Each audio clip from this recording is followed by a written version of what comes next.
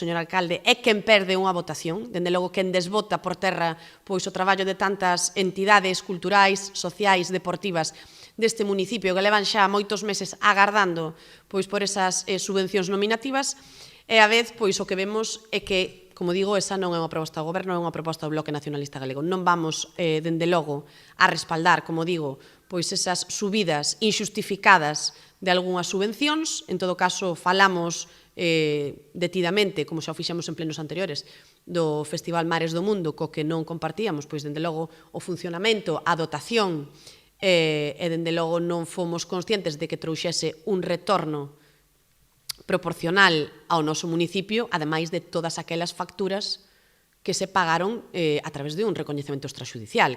A proposta foi rexeitada durante o pleno do pasado luns, cos votos en contra non só do PP, senón tamén do PBBI. O seu voceiro quixo aclarar os motivos que levaron ao seu grupo, que forma parte do Executivo Municipal, a rexeitar esta proposta. Ademais de superar o límite de gasto establecido, posto que supoñía un incremento do 16%, existía desacordo en canto á contía de 3 das axudas contempladas na partida. Había 3 puntos. El primer punto era esa subvención nominativa a la Dorna, que nosotros discrepábamos en ese montante.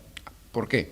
Porque aparte de esa subvención que aparecía ahí, había una serie de conceptos, una serie de apuntes de gastos que no estaban contemplados en la subvención. Lo que pedíamos era reconsiderar eso.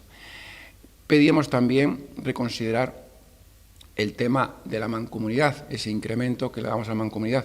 También éramos críticos con eso. Y después, como la compañía de Economía y Facenda hacía mención, la subvención nominativa a Mares do Fin do Mundo, que entendíamos que non tenía un retorno económico para el concello.